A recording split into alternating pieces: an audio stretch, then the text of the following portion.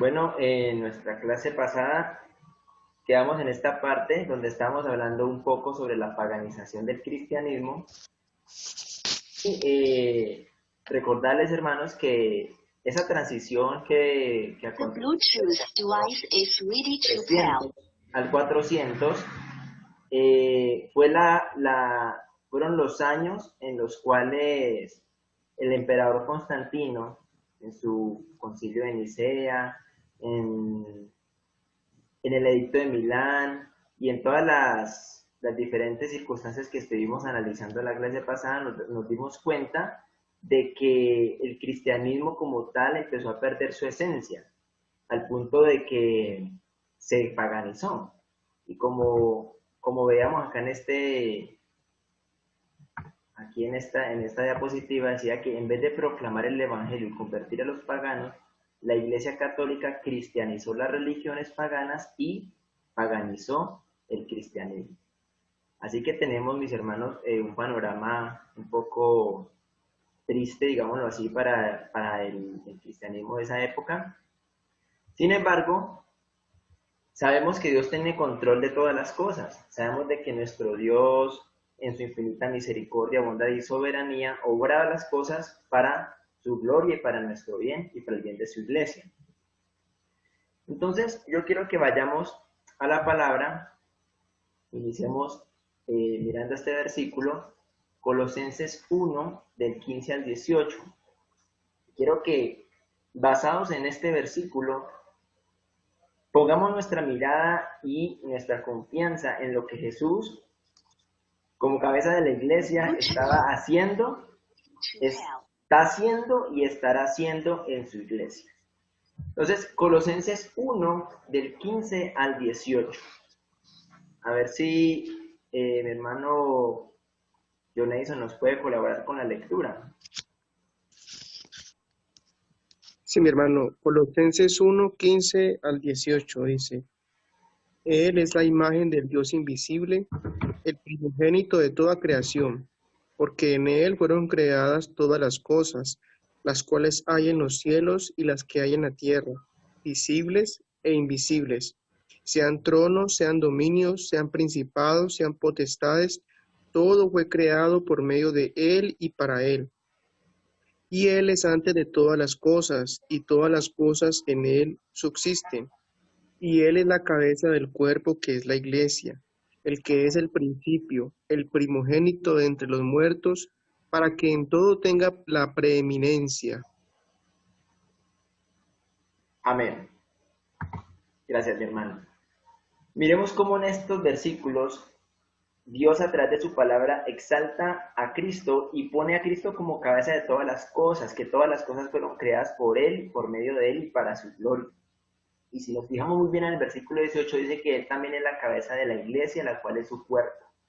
Así que desde que se inicia el cristianismo hasta hoy, hasta la actualidad, Cristo ha sido y será la cabeza de la iglesia. Por lo tanto, la iglesia siempre ha estado protegida y cuidada por Él.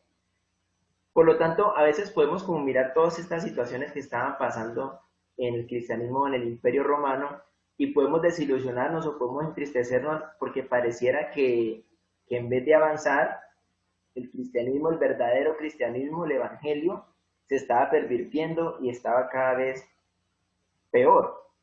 Sin embargo, no olvidemos que el Señor tiene control de todas las cosas. Él es soberano y Él es, en su providencia, bondad y amor, ha permitido y ha guardado a su iglesia durante todos estos siglos.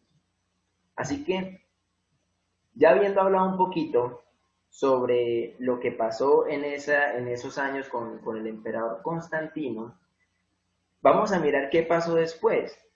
Recuerden que Constantino, después de que muere, sigue Teodosio como emperador, y en el edicto de Tesalónica él decreta el cristianismo como religión oficial del imperio en el 380.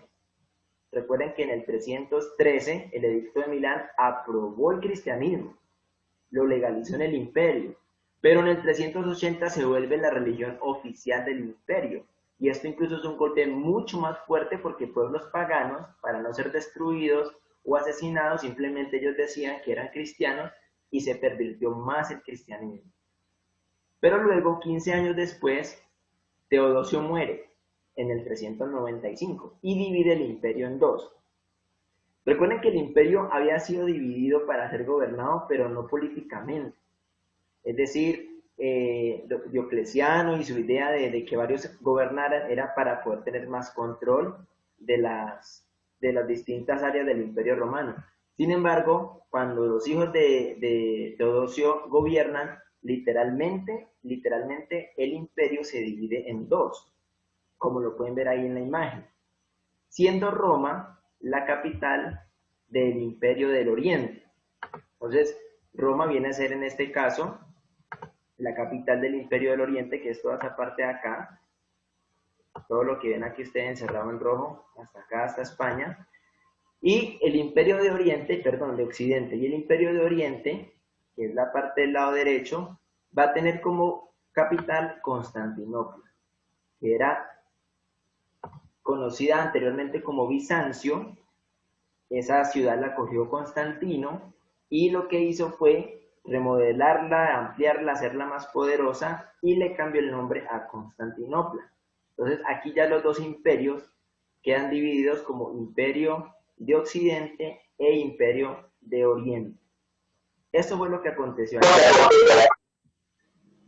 Bien, pero ahora vamos a hablar acerca de cómo el imperio, o digamos perdón hermanos, yo arreglo aquí lo del sonido. Listo. Vamos a ver cómo el cristianismo o las personas que Dios estaba levantando en este momento combatían y luchaban en contra de falsas herejías. O sea, cómo esos creyentes que se mantenían firmes a pesar de todo el paganismo, de toda la dificultad que se estaba viviendo en el imperio, cómo lo hacían, cómo vivían. Y vamos a hablar de dos personajes. Había varios, pero en esta noche vamos a hablar de dos personajes de estos siglos. El primer personaje que tenemos aquí es nada más y nada menos que Agustín de Hipona. Es muy conocido, tanto para católicos romanos como para protestantes. Agustín de Hipona, conocido también como San Agustín, fue una persona muy importante en cuanto a lo que fue el cristianismo en esa época. Miremos los años, del 354 al 430, o sea que a Agustín de Hipona le tocó la división del imperio, le tocó el edicto de Tesalónica, donde la religión cristiana fue la religión oficial del imperio romano. Entonces, él estuvo viviendo en una época de muchas transiciones, pero entonces miremos un poco acerca de la vida de Agustín. Y para compartirles sobre la vida de Agustín, quiero que veamos este corto video, donde vamos a poder mirar un poco más acerca de la vida y obra de Agustín de Hipona. Entonces les voy a poner aquí corto video acerca de la vida de Agustín de Hipona. Vamos a escuchar qué es lo que nos dicen de este hombre de Dios. Todos los gigantes de la fe en Dios han sido hombres y mujeres débiles que hicieron grandes cosas para Dios, porque creyeron que Él estaría con ellos. Hudson Taylor.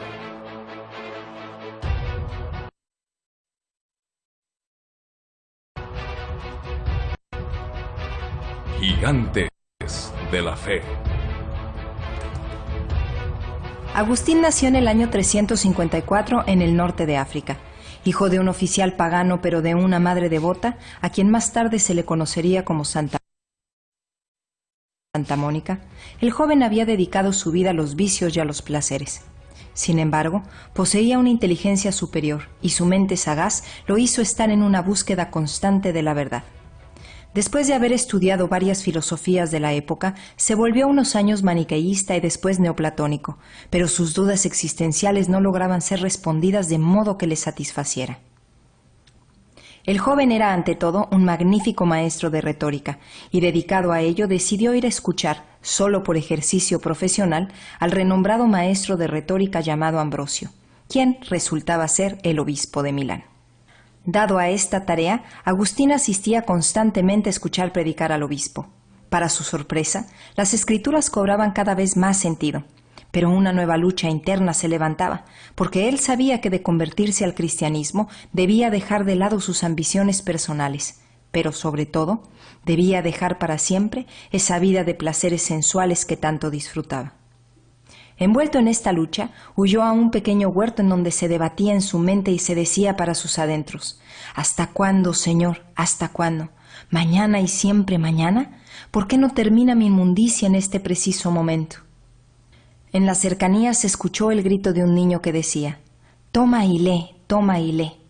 Agustín, atribuyendo esto a una señal divina, abrió las escrituras y leyó: no en glotonerías y borracheras, no en lujurias y lascivias, no en contiendas y envidia, sino vestíos del Señor Jesucristo y no proveáis para los deseos de la carne. Estos versículos en el libro de Romanos sellaron para siempre el camino hacia la santidad que distinguió a este gigante de la fe. Finalmente, siendo de 33 años, decidió dejar su vida como maestro de retórica y fue bautizado por Ambrosio. Por un tiempo pudo dedicarse a la vida contemplativa y de estudio, pero las circunstancias y el designio divino lo llevaron a ser el obispo de Hipona. Como obispo, dedicó parte de su vida a escribir en contra de las herejías filosóficas de su época, ya que algunas de ellas él mismo las había creído y las había impulsado. Entre sus obras más destacadas se encuentran sus Confesiones, una autobiografía dirigida a Dios en donde deja al descubierto sus luchas espirituales y carnales. Su importantísimo libro titulado La ciudad de Dios, en donde narra la caída de Roma en el año 410 y en donde hace una comparación entre las ciudades terrenales y la ciudad celestial. Agustín también expone la doctrina de la gracia irresistible y la predestinación. Sin embargo, estas no encontraron eco hasta siglos más adelante con los grandes impulsores de la Reforma protestante, Martín Lutero y Juan Calvino. Al final de sus días, Agustín fue testigo de la caída del Imperio Romano. Sin embargo, en la época subsiguiente, ningún teólogo fue más citado, llegando a ser considerado el más grande teólogo de la Edad Media, lo que le ganó el respeto y admiración tanto de la Iglesia Católica Romana como el de la Iglesia Protestante. Gigantes de la fe.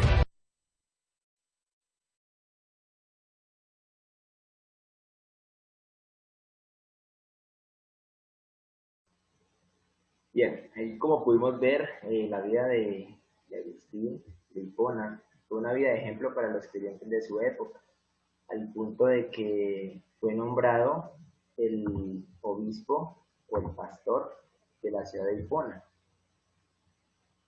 También tenemos a otro personaje muy conocido, quien es Jerónimo, que vivió desde el año 374 al 420.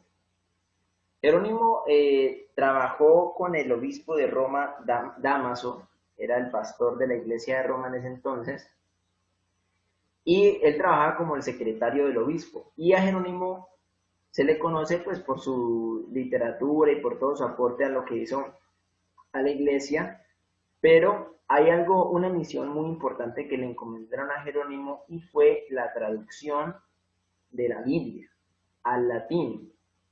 Bueno, hay que recordar algo. Recuerden que el Antiguo Testamento estaba escrito en hebreo, algunas partes también en arameo, pero básicamente era hebreo, la lengua del Antiguo Testamento, y el Nuevo Testamento se escribió en griego. Y hay que tener algo muy en cuenta acá. La Vulgata Latina es una de las versiones más importantes, incluso para la Iglesia Católica Romana de hoy en día, porque fue la primera traducción que se hizo para que me vean, amor. al video. idioma latín. Al idioma latín. Tenemos aquí, yo cuadro aquí lo del audio.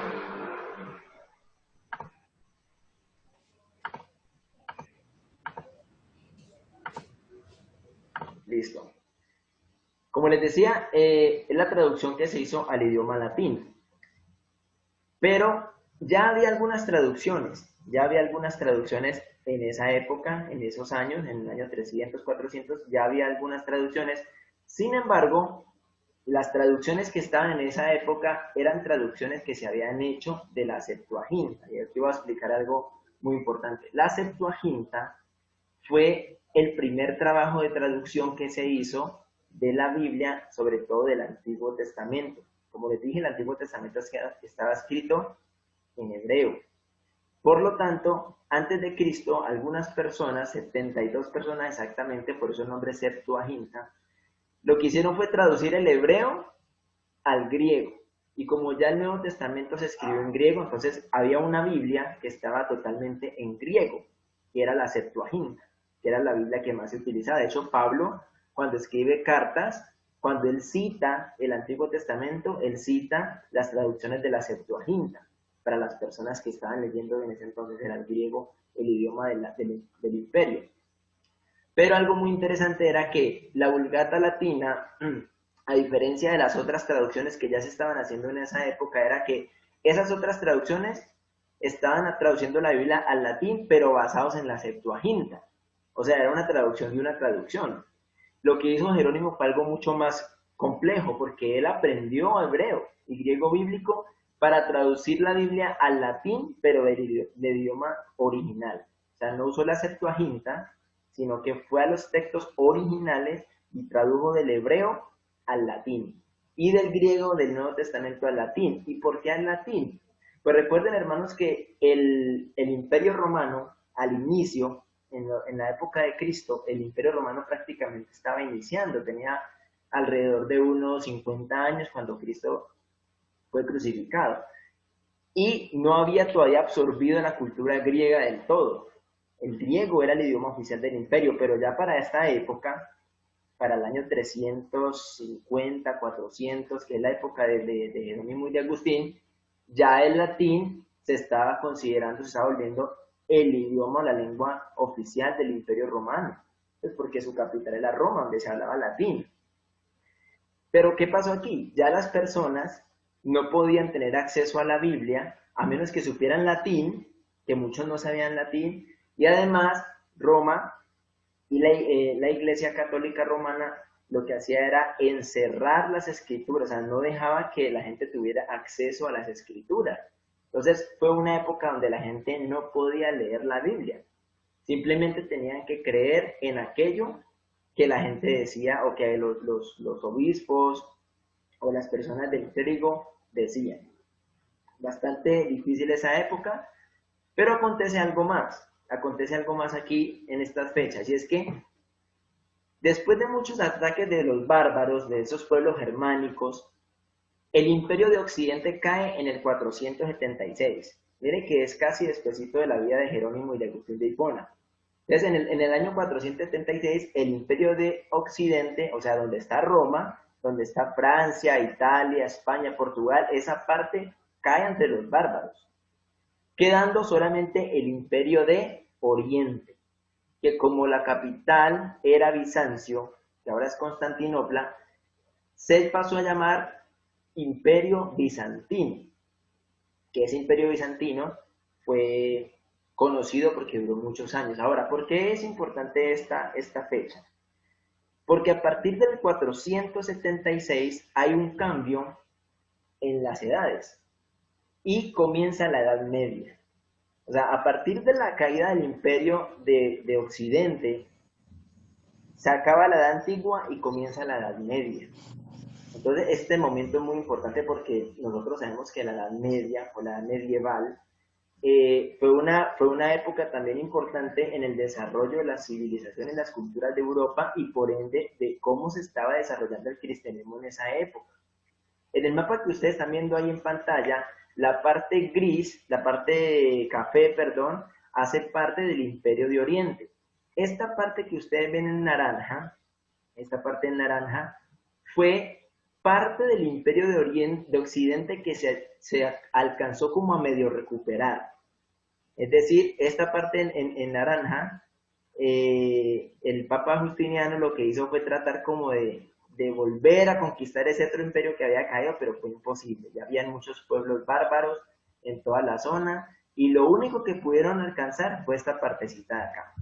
Entonces, ahí ya comienza la época del periodo del Imperio Bizantino, que como ustedes ven allí, inició en el 395 cuando Teodosio murió y se dividieron, y duró hasta el 1453. O sea, estamos hablando de más de 1000 años. Todo ese tiempo duró el periodo del Imperio Bizantino. Ahora, hay algo interesante aquí. Como Occidente cayó y Roma era la capital, entonces ahorita lo que queda es que Oriente, Constantinopla, se queda como la capital. Es la capital del Imperio Bizantino. Entonces, por lo tanto, la figura del obispo de Roma, ya no habiendo un emperador en esa parte, ¿qué dice el obispo de Roma? Dice, no, pues ya ahorita nosotros no tenemos nada que esté por encima de nuestra autoridad. Por lo tanto, como ya esa zona de Roma era parte del Imperio Bizantino, pero ellos no tenían un emperador allí como tal, ellos empezaron a hacerse llamar como si fueran los emperadores. De hecho, uno de los nombres que usaban los emperadores era Pontifex Maximum. Ese era un nombre que usaban los emperadores, Pontifex Maximum. Y ellos simplemente se atribuyeron ese nombre a ellos como papas, Pontifex Maximum. Entonces, claro, a raíz de eso, entonces la Iglesia Católica Romana comienza a ganar más poder y más autoridad. Comienzan a dominar mucho más y a controlar mucho más, porque recuerden, el imperio se dividió, el imperio de Occidente cayó, pero eso no debilitó las creencias paganas de ese cristianismo mezclado con el paganismo que ya se había extendido.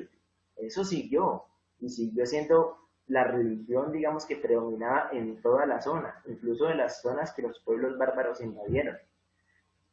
Del 500 al 1000, el verdadero cristianismo sigue perdiendo su esencia. O sea, en todos esos años, aquí podemos dar un salto bastante grande, en todos esos 500 años, fue donde más oscurantismo hubo, donde menos la gente tenía acceso a poder ver las escrituras y donde el Papa, que era la máxima autoridad de la Iglesia Católica Romana, todo lo que él decía, todo lo que él determinara, eso era la voz de Dios para ellos.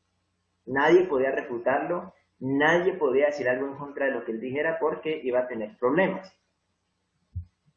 Aquí hay una pregunta. No entendí cómo es que el Papa nació en el imperio más pequeño. No, el Papa, que es el obispo, los obispos de Roma se hacían llamar papas. Recuerden que cuando el imperio cae, ellos siguen siendo los obispos de esa ciudad. Cuando el imperio de Oriente trata de volver a conquistar esas zonas, lo único que alcanza a volver como a tener medio de control es la zona que ven en naranja, que hacía parte del imperio de Occidente. Pero los obispos, el obispo de Roma seguía mandando, por decirlo así, en esa región.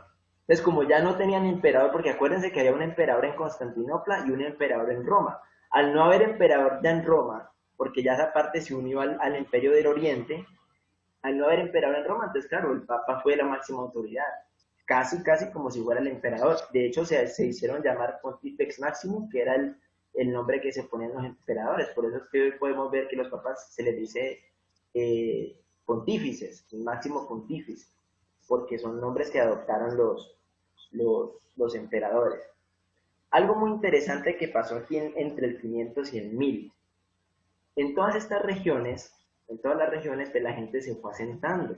La gente se fue asentando en regiones, entonces los que vivían aquí en Italia, los que vivían acá en la parte de Francia, en la parte de España, por acá en Portugal. Todas estas regiones se fueron ya como consolidando y más o menos en el año 800 después de Cristo, comienzan a aparecer los idiomas que conocemos hoy en día. El español, el portugués, el italiano, el francés, el alemán, el inglés. Esos idiomas comienzan a nacer como desde el 600 y más o menos en el 800 ya hay notables cambios en el habla de las personas. Ya hay notables cambios en el habla de las personas. Entonces es interesante porque el latín comienza a perder la fuerza, comienza a perder como esa manera de que todos lo hablaban y ya comienzan a nacer nuevos idiomas.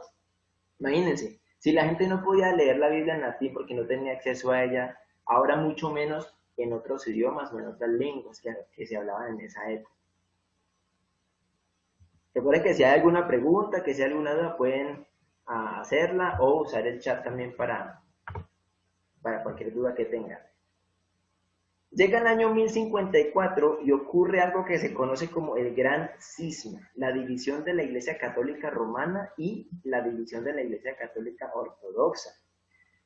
Resulta que la Iglesia Católica Romana siempre tuvo su sede en Roma y toda esta parte que era el Imperio de Occidente fue, digamos, impactada por la doctrina católica romana. Sin embargo, aquí al oriente, en Constantinopla, no había papas. Lo que había era como patriarcas, ellos se regían era como patriarcas.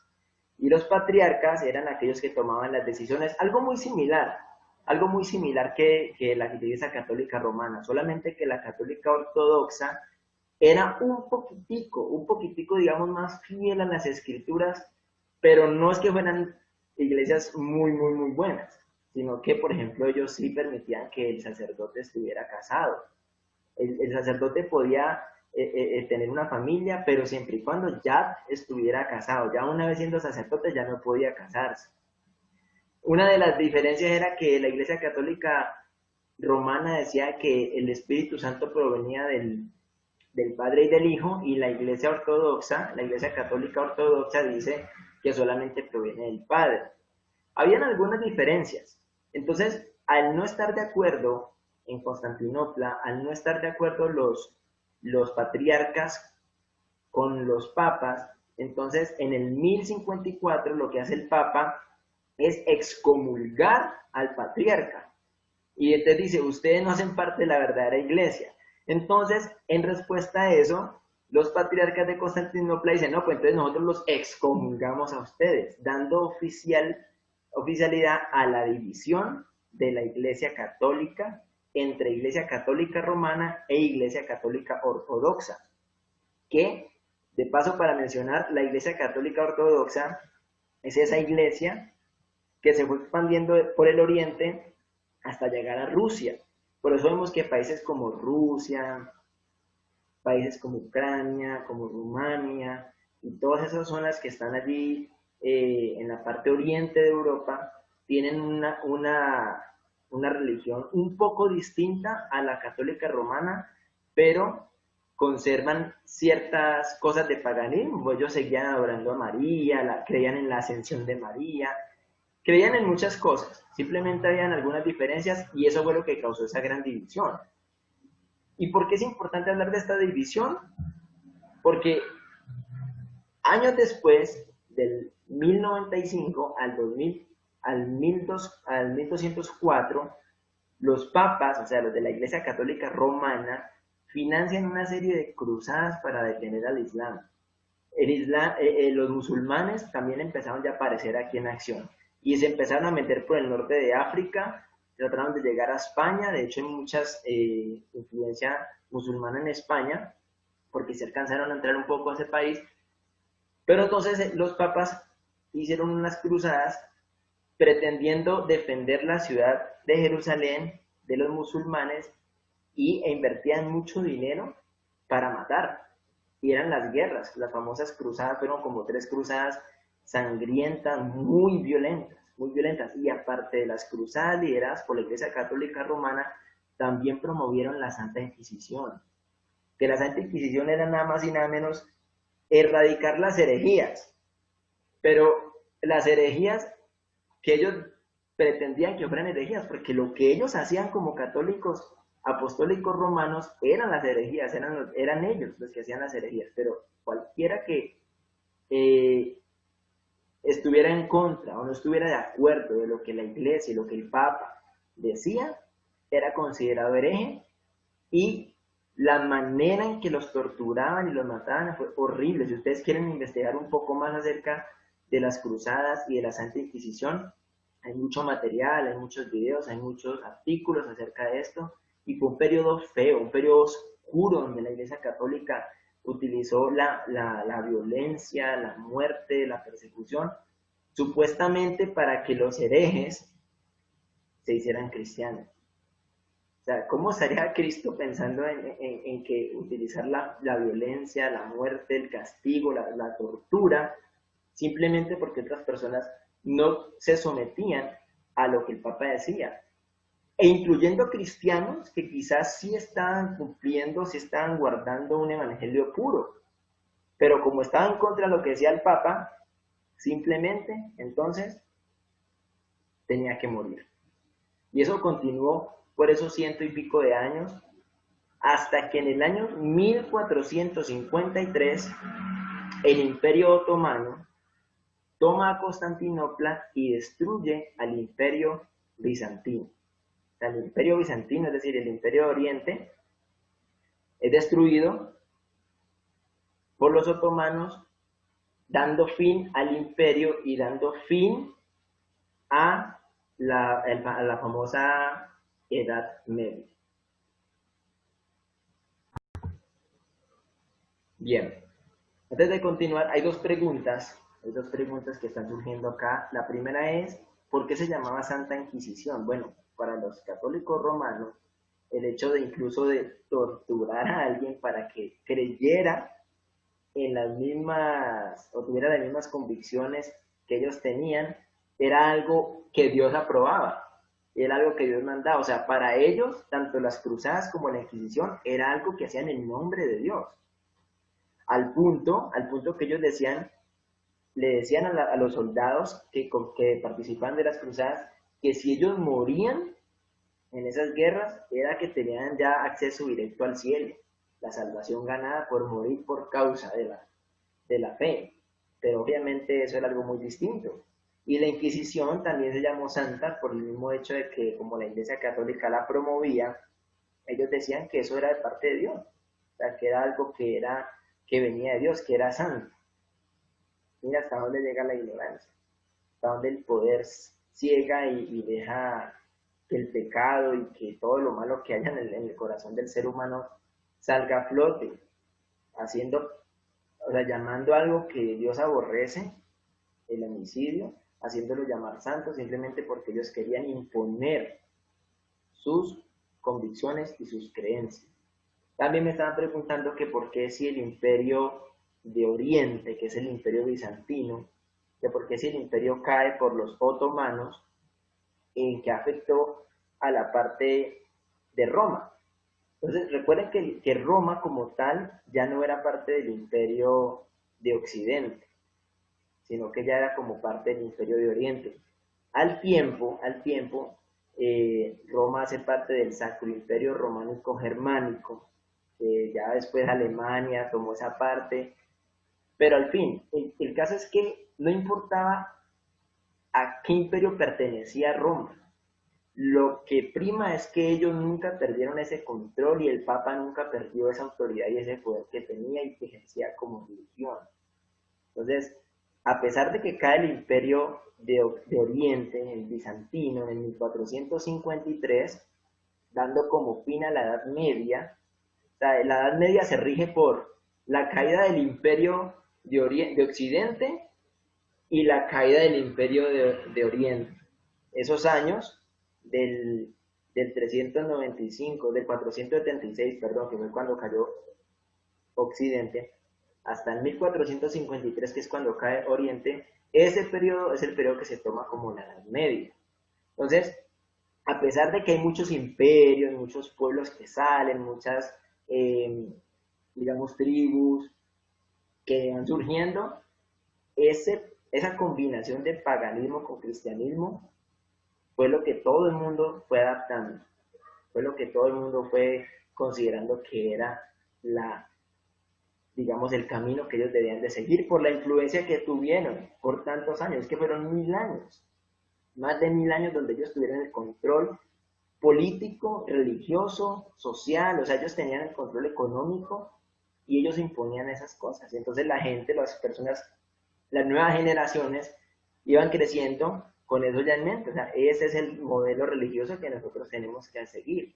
Entonces llegaba otro pueblo y me conquistaba, pero igual yo seguía con esas creencias, incluso paganizaba más a los otros. Eso se volvió una mezcla de paganismo, de religiones, pero aún dentro de todo eso, mis hermanos, si ustedes se pueden investigar, siempre surgían personas por allí que Dios iba levantando para que fueran predicando la palabra verdadera a unos lugares o unos rincones donde no había llegado el evangelio, o donde quizás ya había llegado este paganismo mezclado con cristianismo, pero que sí creyeron. Por eso, como yo les decía al principio, Cristo ha sido cabeza de la iglesia, y durante toda la historia, Cristo se ha encargado de levantar personas que realmente lleven su palabra, su verdadera palabra, y que sean fieles. Miren, hermanos, fieles a pesar de no tener las Sagradas Escrituras consigo y en los idiomas que ellos hablaban. Es de admirar, y la persecución tan grande que tenían. Entonces es de admirar cómo personas perseguidas, sin la palabra de Dios en sus idiomas, perseveraban y seguían predicando el evangelio puro. Entonces ahí en medio de todos esos imperios, de todo ese paganismo, tenemos comunidades, tenemos iglesias pequeñas que aún conservaban esa esencia verdadera del creyente, esa esencia que nosotros hoy en día no podemos perder. No podemos perder porque ellos nos han enseñado que a pesar de las dificultades, las persecuciones, las matanzas y todo lo que surgió, ahí estaban, perseverando, saliendo adelante. Así que nosotros también debemos de pensar en eso y decir, bueno, ¿cómo está mi situación hoy en día? ¿Cómo está mi cristianismo hoy en día? ¿Qué estoy haciendo yo para proclamar, para vivir un cristianismo genuino y verdadero como el que Cristo estableció y como el que los apóstoles empezaron a pasar de generación en generación hasta llegar a la época que tenemos hoy? Bien, entonces, 1453, fin de la Edad Media con la caída del Imperio de Oriente. Y antes de pasar, dice por aquí, tal vez lo hemos perdido ya, pero debemos recuperarlo. Es verdad, debemos de tener eso en cuenta. Bien, vamos a ver qué pasa. Hay algo muy interesante que sigue acá, yo que estemos muy atentos, porque aquí ya va a pasar algo muy relacionado con nosotros. Dice que el fin de la Edad Media traería consigo muchos cambios. De hecho, 39 años después de la caída del imperio, se vendría el descubrimiento de América en el 1492. Entonces, ojo porque esto es crucial. Resulta que en la época ya de la Europa del 1400, casi el 1500, sabemos que la Iglesia Católica Apostólica Romana, que es la iglesia que estaba más en el occidente, porque recuerden que en el oriente estaba la Iglesia Católica Apostólica Ortodoxa, pero la romana obviamente había influenciado mucho en Francia, había influenciado mucho en Alemania, en España y en Portugal. Entonces, claro, en 1492, cuando empiezan las excursiones al continente americano, resulta que Cristóbal Colón, Américo Vespucio y todos los que conocemos llegan al continente americano y empiezan a conquistar casi todo América, salvo pues Estados Unidos y Canadá, pero sí alcanzan a conquistar todo lo que es México, por Hernán Cortés y toda esta zona. Ellos empiezan a conquistar. Brasil fue más de los portugueses. Pero toda esta zona es conquistada, digámoslo así, colonizada más bien por los españoles. Entonces, claro, si la zona es colonizada por los españoles, pues obviamente las ideas, la cultura y la religión que ellos van a traer es la misma que ellos estaban practicando en esa época. O sea, estamos hablando de 1400, donde el catolicismo romano estaba en su auge. Entonces, claro, esas mismas ideologías llegan a América. Es por eso que en toda Latinoamérica, la mayoría de los países latinoamericanos son católicos, porque estábamos influenciados por ellos. ¿Sí? Entonces, luego más adelante, en clases más adelante, de pronto vamos a hablar un poco de cómo fue que llegó el cristianismo a nuestro continente. Pero ahora volvamos a Europa. Volvamos a Europa porque ahí tenemos que hablar de algo. Y es que durante toda la historia, Dios ha tenido control soberano y cuidado especial de su iglesia, levantando hombres que expandían el verdadero evangelio por todos los rincones, y estos últimos años no fueron la excepción. Entonces, miren,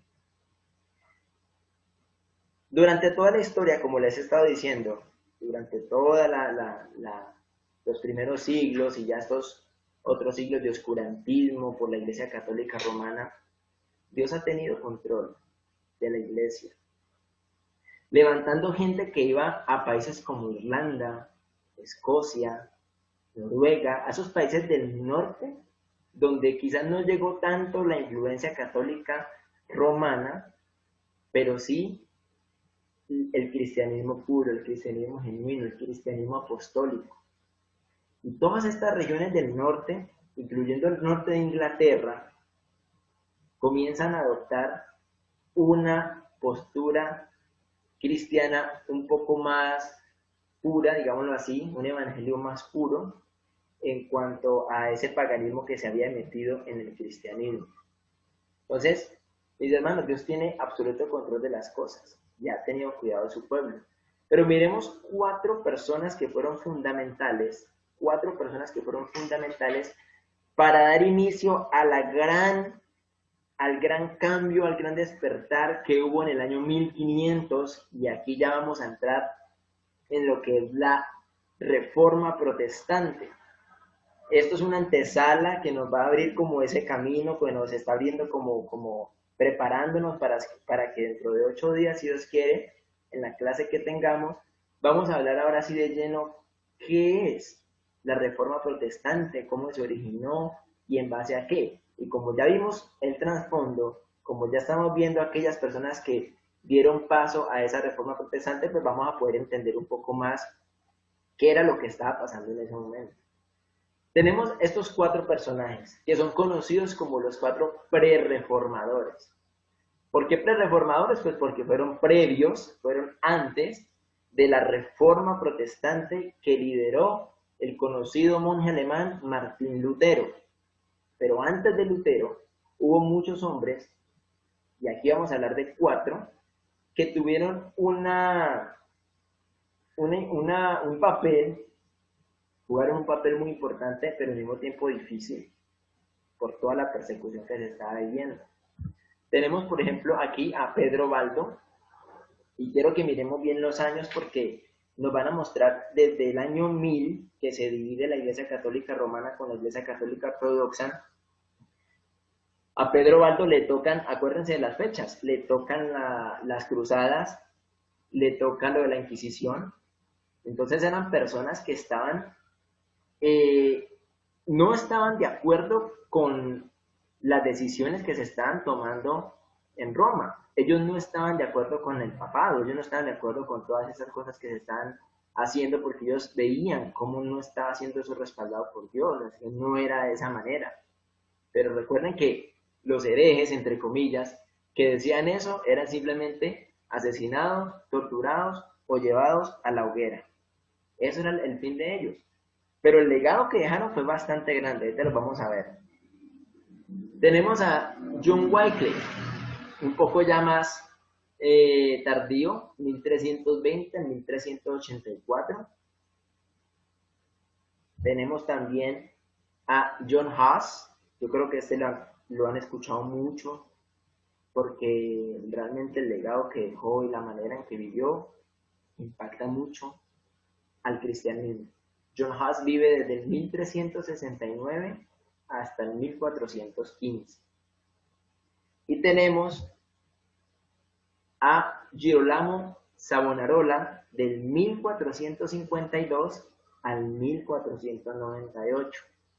Y si nos fijamos bien en las fechas de Savonarola, 1452, un año antes de que el Imperio Bizantino cayera, y 1498, 6 años después de que se hiciera el descubrimiento de América. O sea, les tocó una época donde hubo muchos cambios, pero donde el catolicismo romano estaba influenciando a casi todo el mundo en esa época. No sé si tengan alguna pregunta, alguna duda hasta acá, algún comentario. Antes de mostrarles, vamos a terminar viendo un video sobre estas 4 personas para que vayamos viendo qué fue lo que hicieron y cómo fue que abrieron camino para que ese hombre conocido como Martín Lutero, pudiera llevar a cabo esa reforma protestante. ¿Alguna pregunta hasta ahí? ¿Algún comentario que tengan? Entonces, si no hay, entonces vamos a poner el video.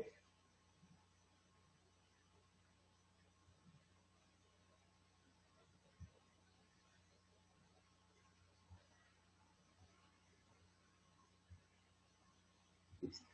Pues vamos a ver el video de estos tres reformadores y vamos a ver cuáles fueron sus vidas y qué legado dejaron al cristianismo.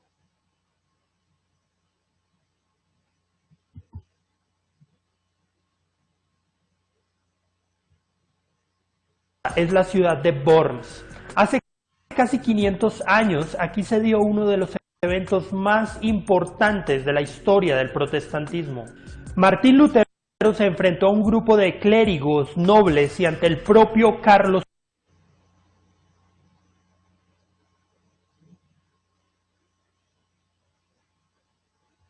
V para defender sus posiciones y sus escritos. La Dieta de Worms, como se conoce este importante evento histórico, no llevó a ninguna parte y Lutero tuvo que huir para ser rescatado por su protector Federico de Sajonia.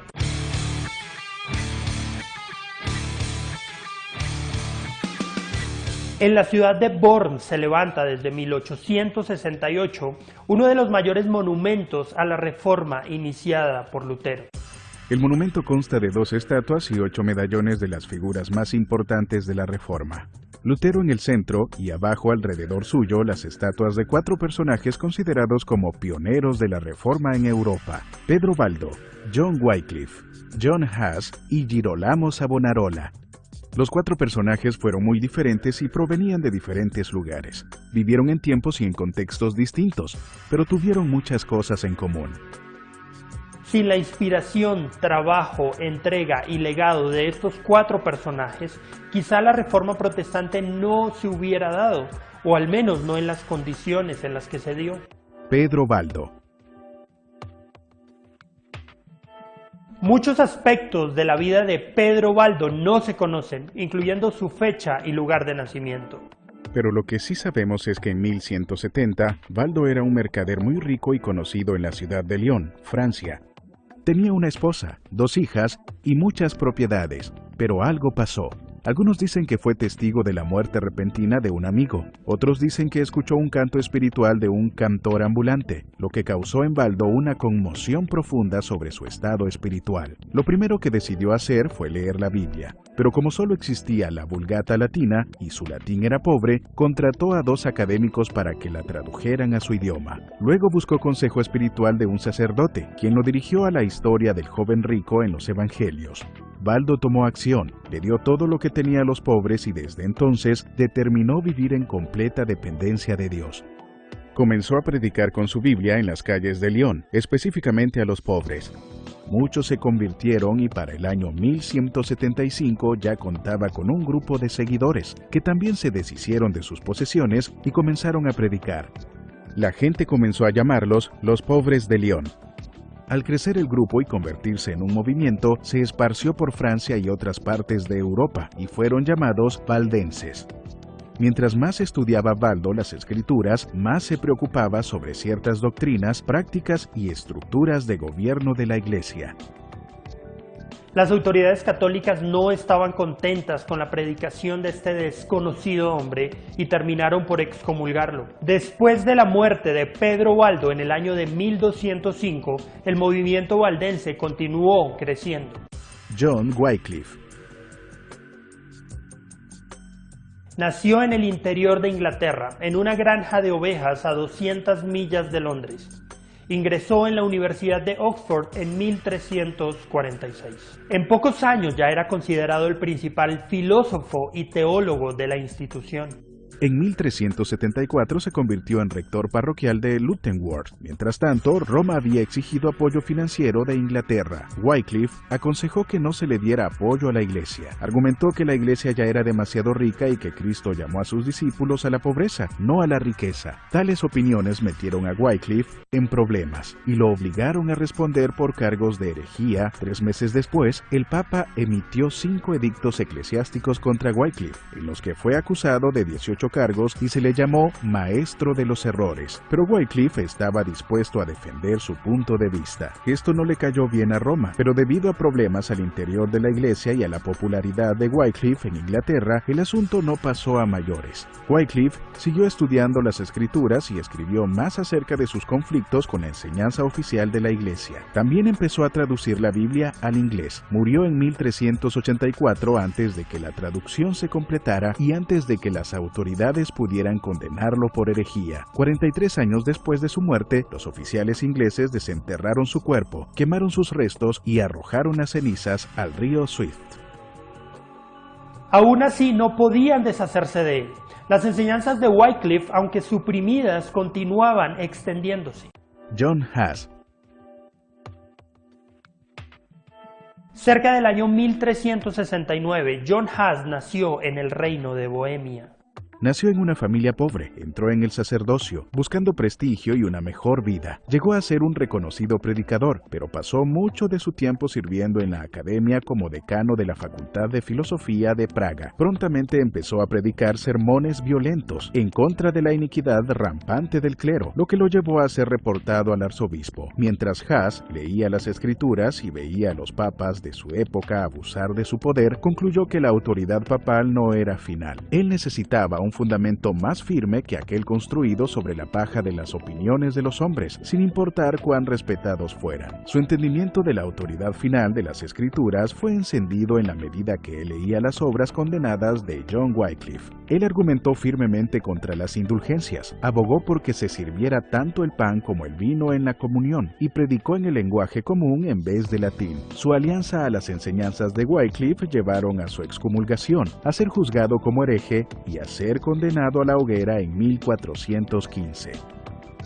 Luego de su muerte, la región de Bohemia se escandalizó. Sus seguidores se rebelaron contra Roma, en una protesta violenta que duraría más de una década. Girolamo Savonarola. Nació en una familia adinerada en Ferrara, Italia, en el año de 1452. Aunque sus padres querían que estudiara medicina, él tomó a los 23 años la decisión de unirse a la Orden Dominicana. Como joven fraile, profundizó en las obras de Tomás Aquino y en las Escrituras. Savonarola llegó a Florencia en 1490, ya reconocido por su gran conocimiento. Sin embargo, fue su predicación lo que lo llevó al centro de la reforma y política florentina. Frecuentemente, desde la Catedral de Florencia, Savonarola predicaba a miles en el idioma de las personas, no en latín usando poderosas imágenes y lenguaje sencillo de las Escrituras. Anunció la gracia salvadora de Cristo con potencia bíblica mientras ofrecía severas críticas a las prácticas inmorales de líderes políticos y eclesiásticos. De 1494 a 1498, Savonarola fomentó un dramático cambio político y social en Florencia. Su predicación se volvió mucho más profética. Hacia la cúspide de estos cambios, organizó a los jóvenes de Florencia para modelar e incitar una reforma, haciendo varias hogueras de vanidades, en las que se quemaban objetos que se consideraban pecaminosos. Finalmente, Savonarola fue excomulgado por el Papa Alejandro VI, a quien tanto criticó. Fue juzgado y quemado en la hoguera en el año de 1498.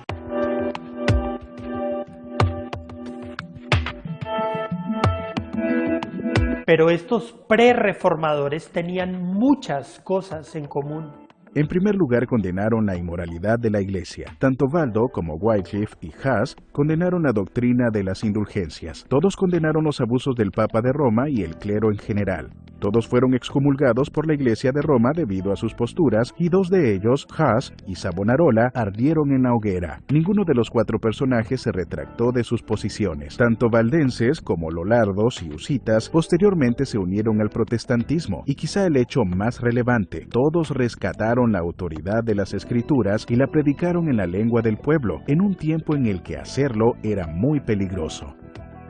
La influencia de estos personajes sobre Martín Lutero fue muy relevante. Wycliffe tuvo una influencia muy grande sobre Huss. Muchos consideran que Huss fue un seguidor de las ideas de Wycliffe. Aunque Lutero rechazó inicialmente las ideas de John Huss, finalmente dijo, todos somos husitas sin saberlo. Lutero admiró a Savonarola y encontró inspiración en su vida. Lutero siempre creyó que, al defender sus ideas, terminaría en la hoguera como Huss y Savonarola, pero Dios cambiaría la historia y Lutero vivió para ser el primer reformador.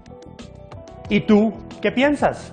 ¿Crees que la reforma protestante hubiera sido posible sin la labor de estos 4 hombres? ¿Crees que la reforma se hubiera podido evitar si la Iglesia Católica hubiera escuchado a estos personajes? Déjanos tus comentarios y suscríbete a nuestro canal para ver más contenido como este.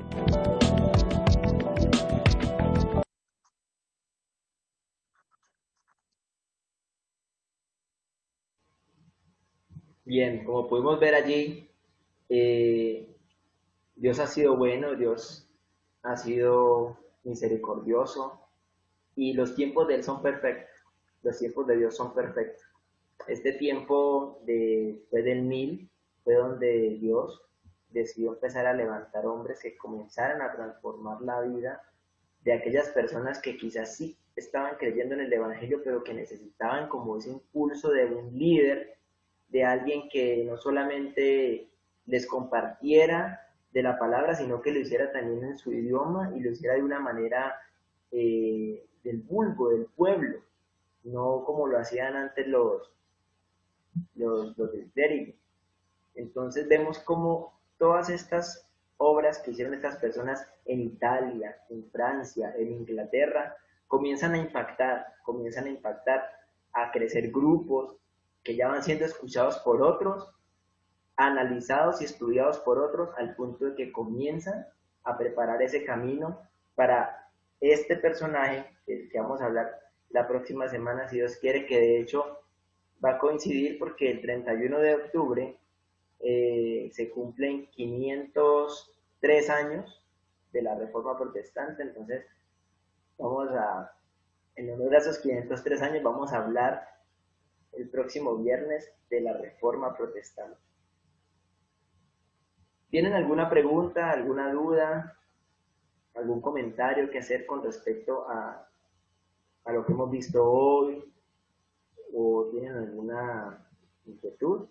Lo pueden hacer con confianza. Hermano, algo que quiero como compartir acerca de lo que estábamos escuchando. Ajá. Bueno, primero, esa misericordia del Señor, ¿verdad? Y ese amor para con nosotros de siempre levantar a alguien para exponer su palabra. Eso debe ser para nosotros como, o sea, muy gratificante y ver ese amor del Señor, ¿verdad? Otra cuestión que veo es estos hombres, como también ese amor y esa disposición que aunque sabían que su vida estaba en peligro, siempre exponían la palabra como debía ser y no se amedrantaban contra aquello que podía sucederle. Y creo que eso es algo que nosotros tenemos que tener presente, porque a veces por no ofender, quizás, y por ahí a veces vi un poco una vez de donde se dice que no importa que ofendamos a alguien, pues ya muchos han ofendido al Señor desde hace bastante tiempo, ¿verdad? Pero entonces a veces por no ofenderlo, por no perder amistades o por X cosas, no predicamos la palabra como debe ser, no la defendemos a veces nos quedamos callados y creo que eso nos debe animar e instar a que realmente la palabra debe ser lo primero y claro, con amor de parte del Señor, exponerlo. Pues eso es lo que quería Qué bueno, compartir. gracias hermana por compartir, la verdad sí nos pone a reflexionar mucho. y a pensar en que tenemos que pedirle nosotros también al Señor que nos dé esa valentía, ese coraje, ese amor. Y recuerden que en el video, como decía, algo que tuvieron en común todas estas personas, que a pesar de que eran de diferentes niveles sociales, económicos, e incluso de diferentes países, algo tenían en común, y era que las escrituras eran su fundamento. Las mismas escrituras que nosotros tenemos hoy en día en nuestro idioma. Es la misma escritura en la cual nosotros tenemos que poner nuestra confianza, porque la escritura es palabra de Dios. Son las escrituras la máxima autoridad teológica, y son las escrituras las que nos deben a nosotros regir, no el hombre. Y para la muestra un botón, lo que pasó esta semana con esa noticia del Papa y de llamar a las personas de la comunidad LGTB como hijos de Dios, cosas que bíblicamente no son ciertas. Entonces, es triste ver cómo estas personas siempre, desde la historia, han querido acomodar las cosas a su conveniencia, por mantener su poder y su control sobre el Estado, sobre la Iglesia. Pero nosotros tenemos que ser muy bíblicos y pedirle mucho al Señor que nos ayude, porque se ponen difíciles, pero sabemos que Dios está con nosotros. ¿Alguien más quiere hacer algún comentario, hermanos?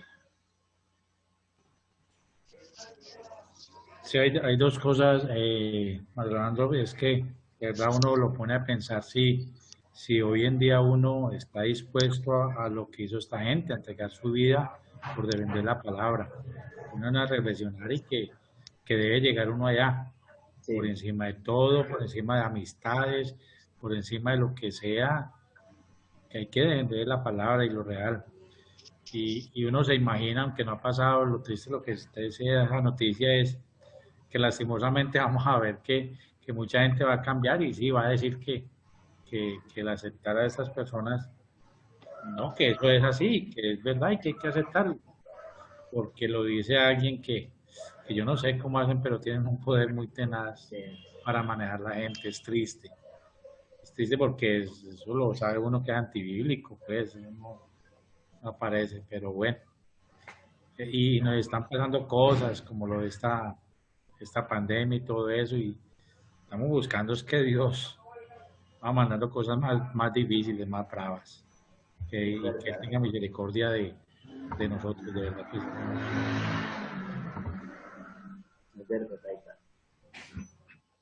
¿Alguien más, hermano, tiene algún comentario, algo para aportar?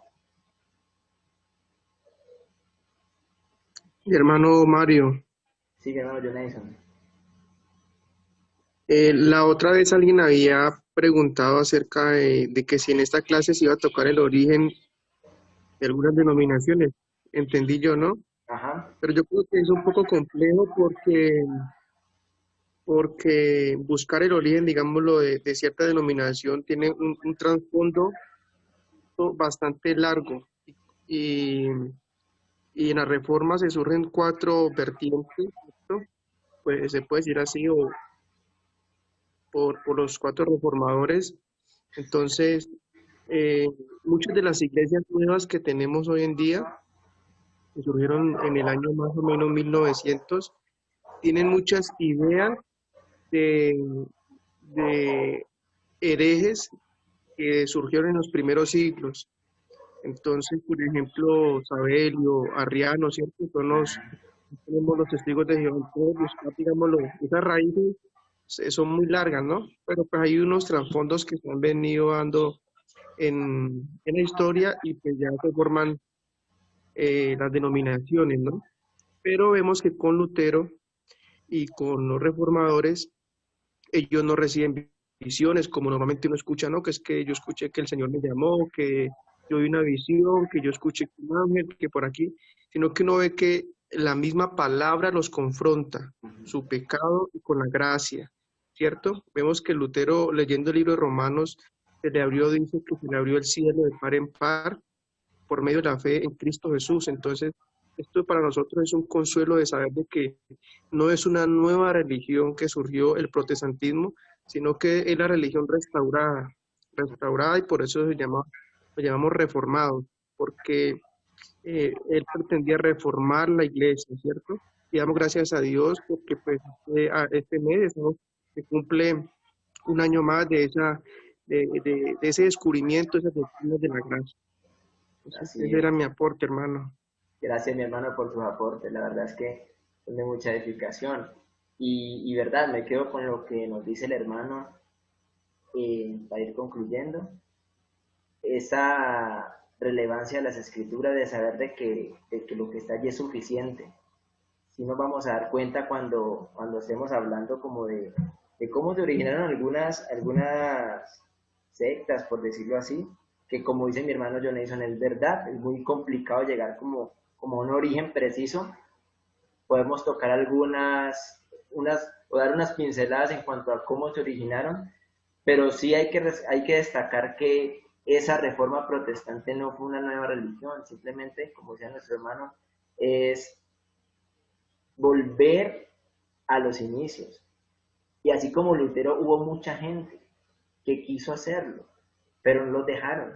Y Dios quiso que fuera él, y quiso que fuera en el 1517, o sea, Dios lo quiso así. Porque como les digo, así como Lutero se levantó durante esos 1500 años atrás, se habían levantado y se siguen levantando personas que quieren defender la sana doctrina, el cristianismo puro. Así que la invitación es para que la próxima clase nos volvamos a ver, para que entremos ahora sí más de lleno a hablar sobre cómo nace esta reforma protestante y también qué repercusiones trae a la iglesia. Bueno, mis hermanos, que Dios los bendiga. Vamos a orar para quedar despedidos. Padre, yo te doy gracias en el nombre de tu Hijo amado Jesús, porque el ir a la historia nos permite a nosotros ver tu providencia, tu soberanía, tu control absoluto sobre todas las cosas, Señor. Yo te pido que tú pongas en nosotros el deseo, las ganas y el amor y la pasión que pusiste en todos estos hombres que se levantaban, todas estas mujeres que se levantaban para proclamar el verdadero evangelio a pesar de las dificultades de la persecución, incluso a pesar de que estaban firmando su sentencia de muerte. Señor, yo te pido que tú nos llenes de esa misma pasión y que realmente nuestras vidas acá en la tierra sean útiles para el extendimiento de tu evangelio y de tu reino, para la gloria y honra de Cristo Jesús. Todo eso te lo pedimos, Señor, en ese nombre que es sobre todo nombre. Amén y amén.